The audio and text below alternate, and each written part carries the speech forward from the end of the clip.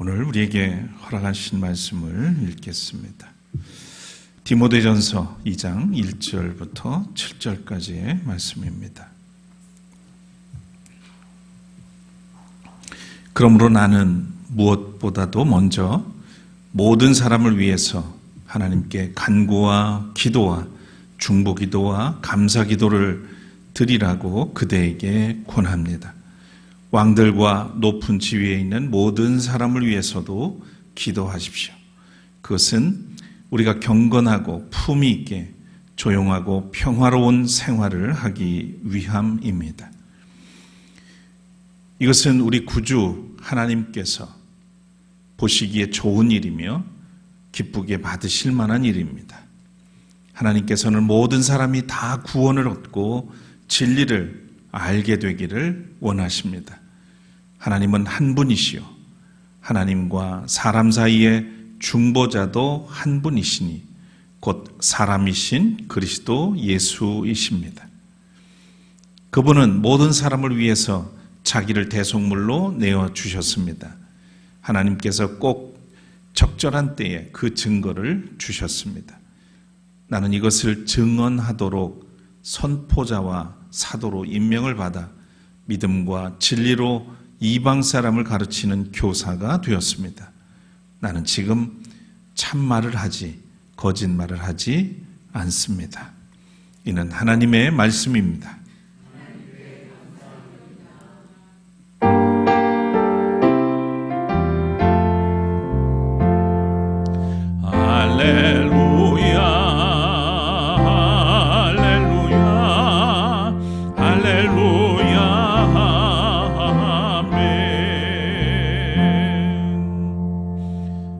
자리에 앉으시겠습니다. 한 주간 사이에 가을로 접어든 것 같습니다. 서둘러 떨어진 낙엽들이 가을바람에 뒹구는 모습, 그리고 이른 아침 산책하는 사람들의 옷차림에서도 이제 가을이 왔구나 하는 생각이 듭니다. 종식되지 못한 내란과 검찰개혁, 또 사법개혁과 종교계의 국정농단 사태 해결이 지지부진한 그런 가운데 긴 추석 연휴가 다가오고 있습니다. 우려도 되지만 추석 명절 전에 유의미한 결실이 맺어져서 평화로운 명절을 우리 모두가 맞이할 수 있기를 바랍니다. 그리고 가을이 깊어갈수록 우리의 믿음의 자리도 성숙하고 또 거룩한 그런 열매들이 무르익어 갈 수 있기를 소망합니다. 오늘 기독교 교육진흥주일에 드리는 이 예배가 교회의 교육적 사명을 다짐하고 실천하는 그런 계기가 되기를 바라며 이곳에 함께 하시는 여러분들에게 우리 주님의 평강이 함께 하시기를 빕니다. 찬양 올리겠습니다.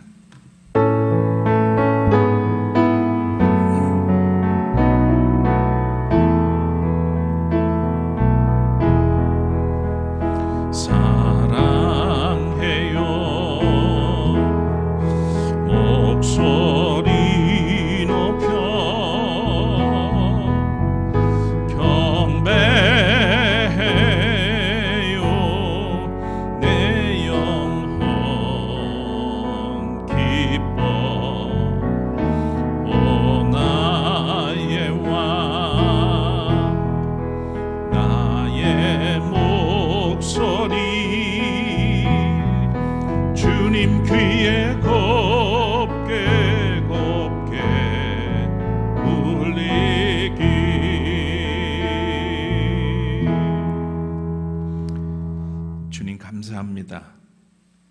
이제 가을로 접어든 것 같습니다. 우리의 믿음의 자리도 연걸어 갈 수 있도록 성령을 통해서 이끌어 주시옵소서. 그저 무의미한 시간을 보낸 그런 계절들이 아니라 봄부터 여름을 지나 이 가을을 맞이하는 우리의 심령 가운데 풍성한 열매들이 맺어져서 이웃들을 또한 풍족하게 해줄 수 있는 그런 믿음의 길을, 믿음의 자리를 만들어갈 수 있도록 도와주시길 원합니다. 오늘도 우리를 이 시간 말씀 앞으로 부르셨습니다. 허락하시는 말씀을 통해서 우리의 생각과 우리의 믿음의 자리가 확장되게 해주시고 하나님의 뜻을 밝히 알아서 삶의 자리에서 실천함으로 하나님께 영광을 돌리고 또한 세상을 변화시켜 나가는 아름다운 삶이 펼쳐지도록 인도해 주옵소서. 부족한 종을 붙드시고 주의 능력으로 함께 하셔서 주님의 뜻을 이루어 주시기를 간절히 소원합니다. 모든 영광 주께 돌리며 예수 그리스도 이름으로 간절히 기도합니다. 아멘.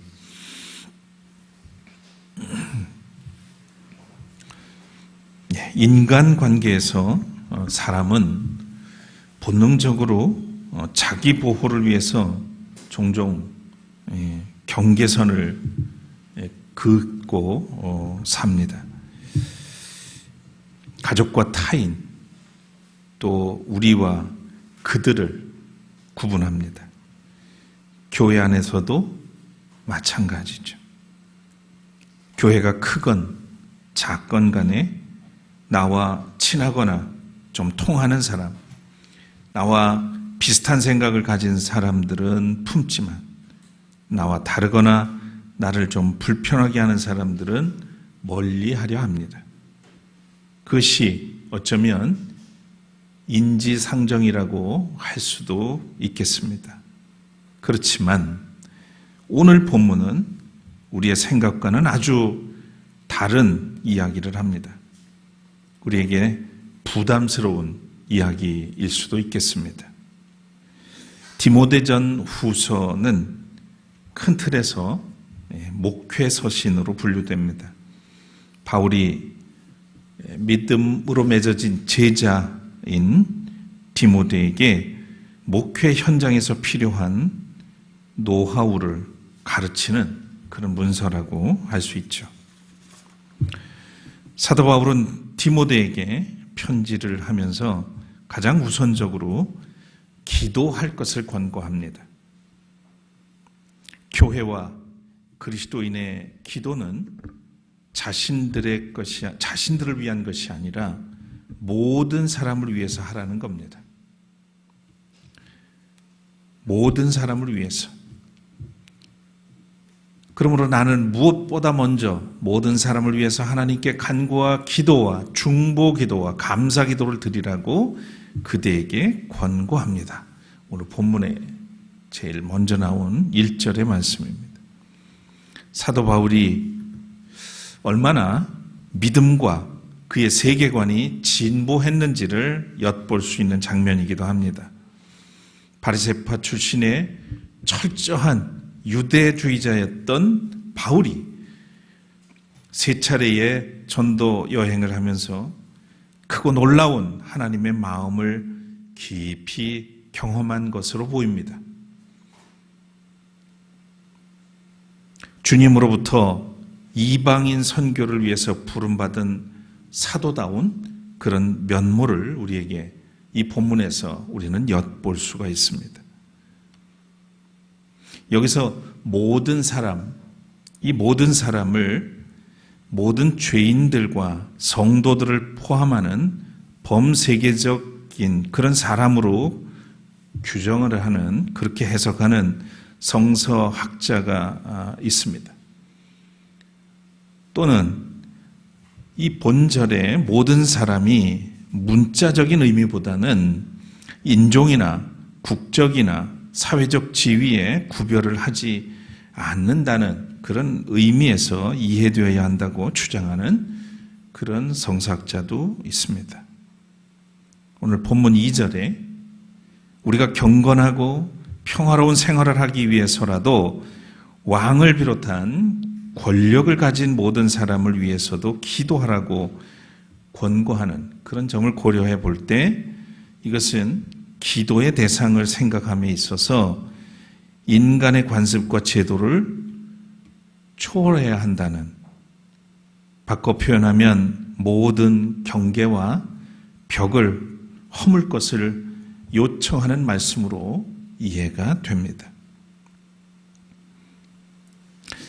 한편 1절에 나오는 4개의 기도에 대한 명사가 있어요. 간구, 기도, 중보기도, 중보기도. 개역 성경에는 이걸 도고라는 말을 썼어요. 도고. 아마 이 말은 우리가 별로 쓰질 않기 때문에 이해하기가 어려운데, 바꿔 말하면 중보기도를, 남을 위한 기도를 말합니다. 그 다음에 4번째가 감사. 이 부분에 대해서도 많은 이해에 있어서 이 문맥을 따라서 해석하는 게 조금씩 다른데요. 각기 구별된 의미를 가지고 있느냐, 아니면 단순한 동의어의 반복이냐, 나름대로 학자들의 논란이 있어 왔습니다. 어떤 이는 이 4단어의 의미를 따로 규정할 필요가 없이 넓은 의미에서 기도하라는 말씀이다, 이렇게 보는 반면에, 또 어떤 이는 이 4단어들이 열거된 것은 단순히 무의미한 그런 반복이 아니라고 합니다.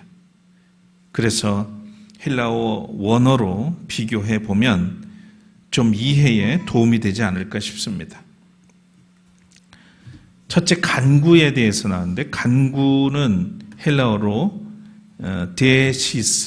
데시스라고 하는데, 긴박한 상황에서는 어떤 특별한 성취를 위한 탄원이라고 봅니다. 그러니까 하나님 앞에 탄식하며 원하는 것을 구하는 거죠.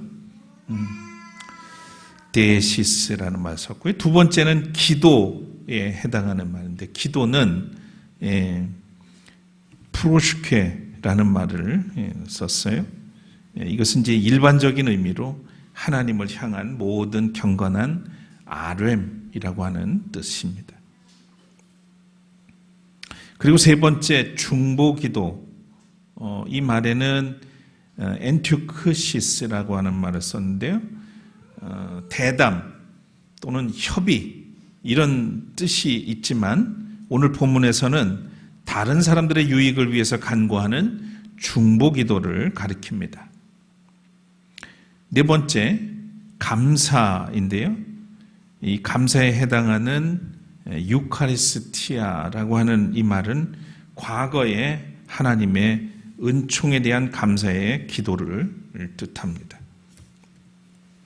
사도 바울은 디모데, 더 나아가서는 성도들에게 복음을 위해서, 모든 사람을 위해서 기도하되 악을 피하기 위해 간구하며 선을 얻기 위해 기도하고 다른 사람들을 위해 중보기도를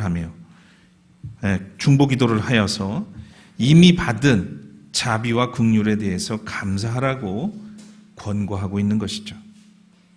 바울은 디모데의 영적인 멘토입니다. 바울을 따라다니면서 복음을 전하던 디모데가 이제는 독립적으로 목회를 하게 됐습니다.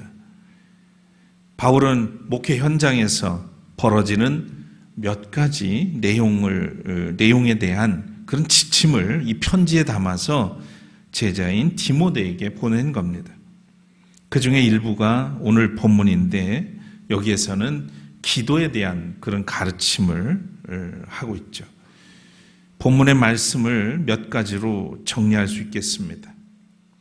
첫째는 모든 사람을 위한 기도를 드리라 하는 거죠. 바울은 오늘 1절에서 모든 사람을 위해서 하나님께 기도와 간구와 기도와 중보기도와 감사기도를 드리라, 이렇게 말했습니다. 왜 그랬을까?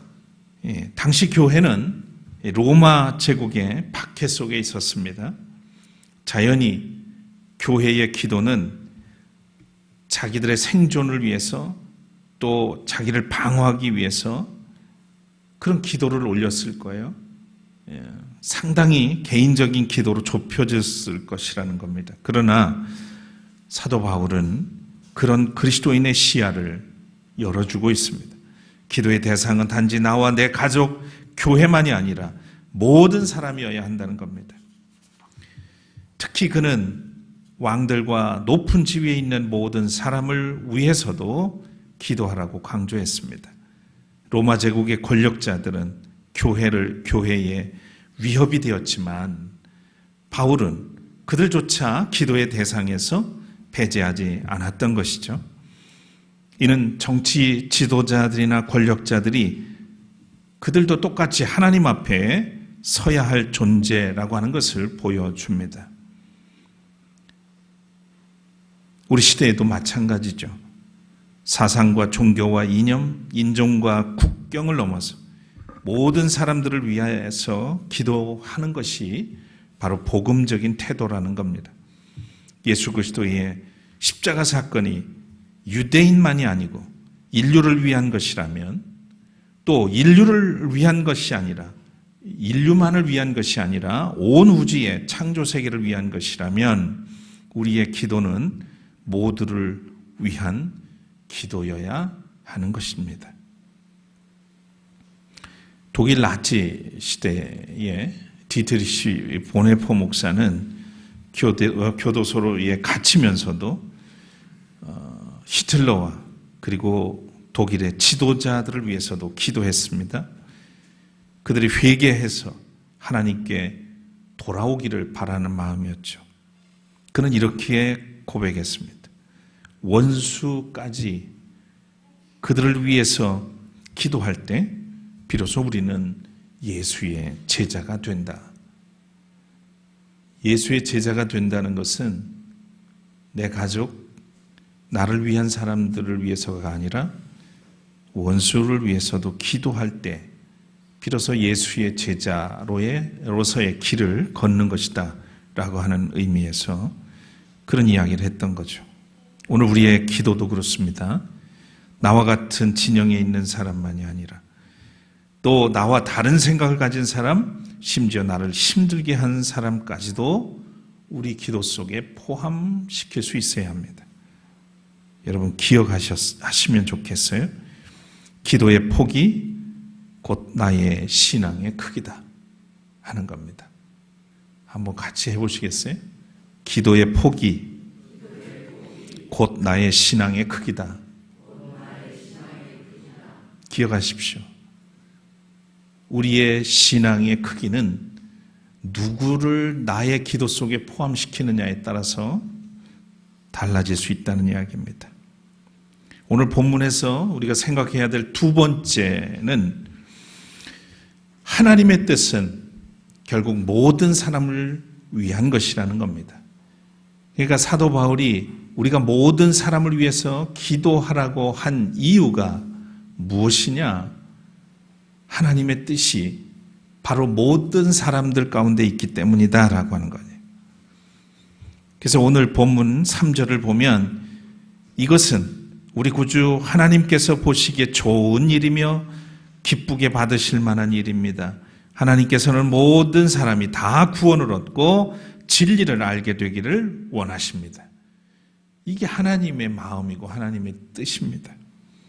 하나님의 마음은 우리처럼 배타적이지 않습니다. 하나님은 모든 사람이 구원받기를 원하십니다. 인간은 사람을 가려서 사랑하지만 하나님은 차별 없이 품으십니다. 우리가 특정 집단이나 사람을 미워하고 배제할 때 하나님은 하나님의 마음과 그것은 어긋나는 것이라는 것을 우리가 기억했으면 합니다. 하나님의 뜻은 분명하죠. 배타가 아니라 포용, 선택이 아니라 보편입니다. 인간은 사랑할 대상을 가르지만 하나님은 그 경계를 허무십니다. 여기서 모든 사람이라고 하는 말은 인류 전체, 하나님이 바라보시는 그 보편성과 일치합니다. 하나님은 나와 가까운 사람뿐만 아니라 내가 싫어하고 미워하는 사람, 심지어 원수까지도 구원하시기를 원하십니다. 여러분이 아무리 미워하고 원치 않아도 하나님은 하나님의 방법으로 그가 회개하고 돌이키기를 원하시고 구원하시기를 원하십니다.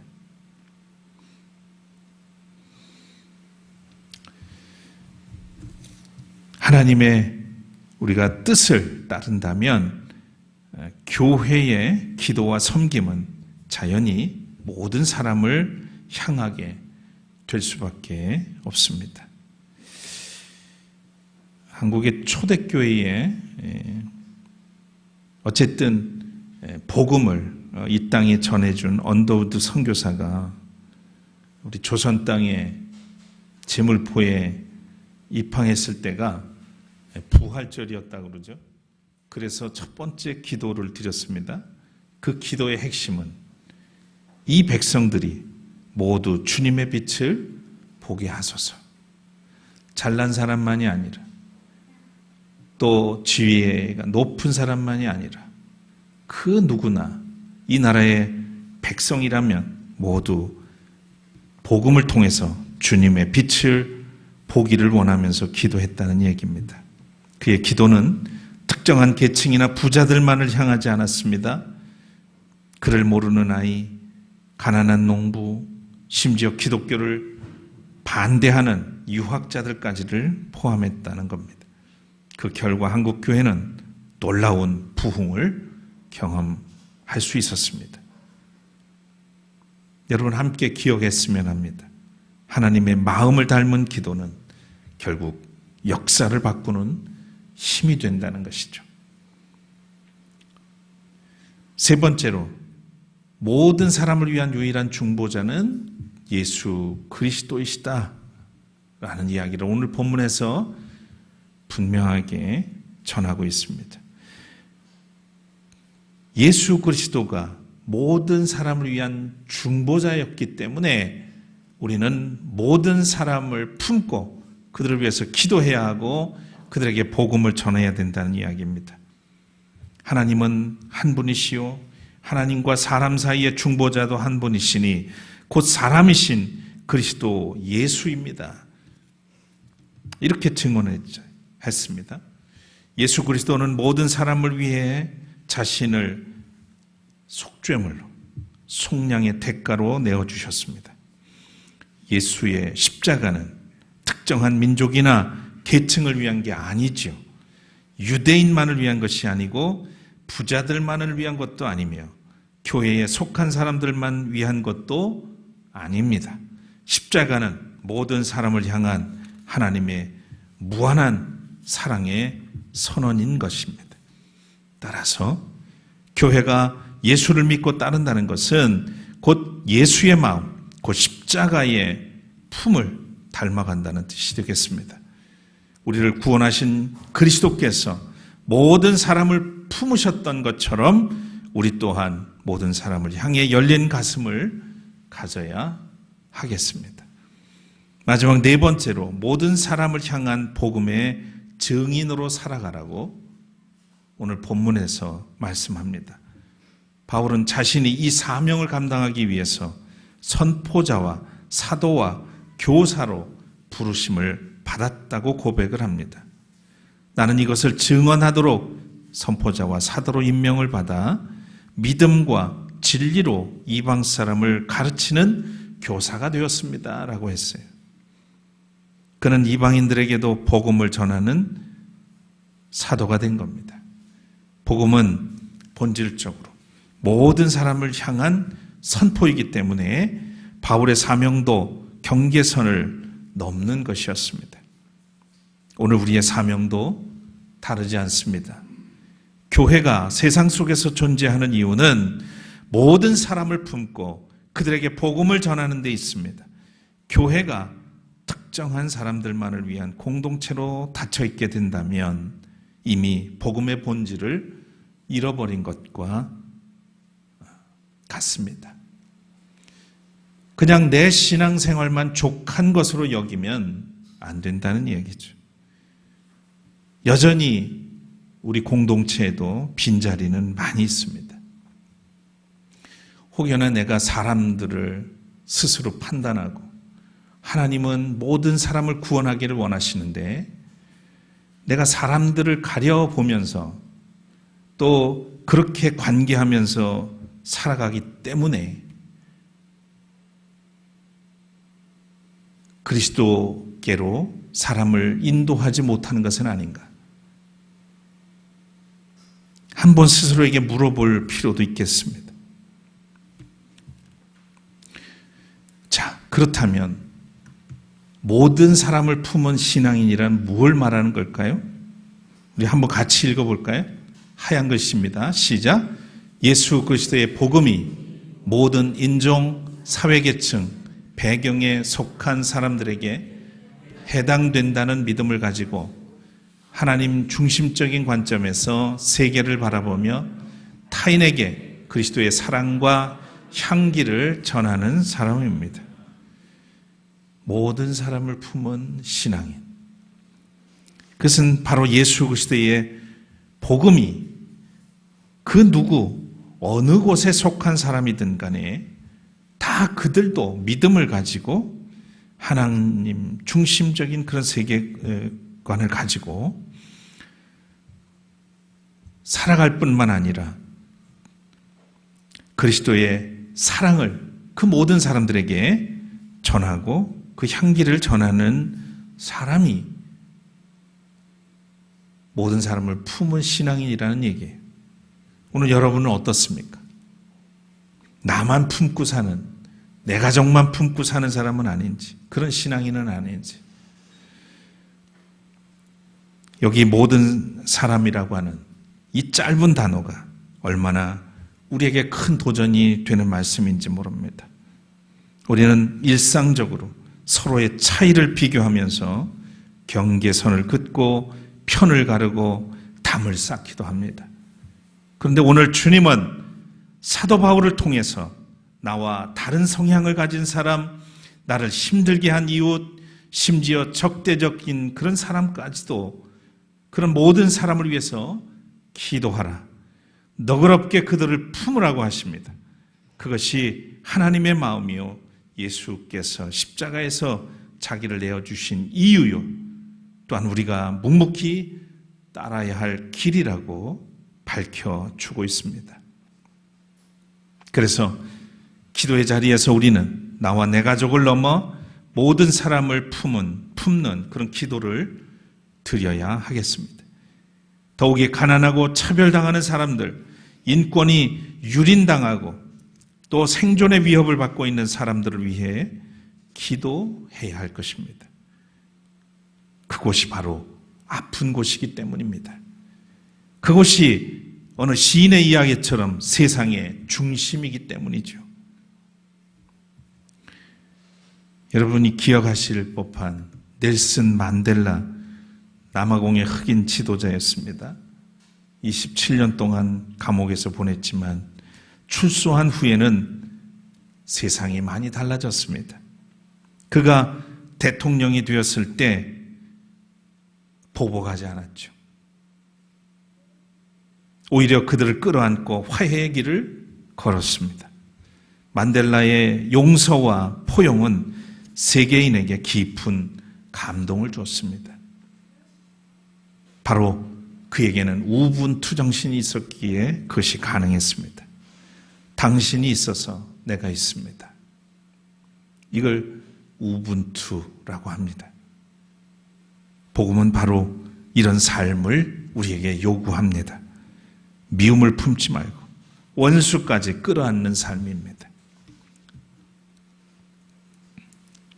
사랑하는 교우 여러분, 하나님은 모든 사람을 향해 마음을 열어놓으셨습니다. 예수 그리스도는 모든 사람을 위해 십자가에 달리셨습니다. 그렇다면 우리 역시 모든 사람을 품은 그리스도인으로 살아야 하지 않겠습니까? 요즘 명동에서 또 지방에서도 혐중을 부르짖는 이들이 때로 몰려다닌다는 얘기를 듣습니다. 미국의 극우 세력과 결탁해서 우리나라에서 중국인 관광객을 향해서 나가라 험한 욕을 퍼붓고 폭력을 행사해서 우리나라를 찾은 관광객들이 불안하다고 호소를 하고 있고, 또 자영업자들은 영업 방해가 된다고 아우성입니다. 왜 이런 게 우리 사회에서 일어나는가? 그리스도인들이 그런 일들과도 연루되어 있는 그런 모습들을 봅니다. 참 안타깝고 부끄러운 일이 아닐 수 없습니다. 우리가 믿는 예수님은 이런 분이고, 우리를 구원하신 하나님은 이렇게 모든 이들을 위해서 마음을 열고 구원해 가시는 그런 하나님이신데, 구원받았다고 하는 그리스도인들이 어떻게 이런 일들을 서슴없이 할 수 있겠어요? 여러분, 북한의 동포들을 버릴 수 있겠습니까? 우리 사회에 더불어 살아가는 성소수자들이 이해를 구하면서 내민 손을 뿌리치시겠습니까? 하나님은 우리가 모든 사람을 품으라고 말씀하십니다. 우리가 그리스도의 마음과 하나님의 사랑으로 품을 때 우리의 교회는 세상의 빛과 소금이 될 것이고, 하나님의 나라가 이 땅에 밝히 드러나게 될 것입니다. 아무쪼록 모든 사람을 품은 신앙인, 세계를 품은 그리스도인 되시기를 주의 이름으로 축복합니다. 거듭의 기도 드리겠습니다.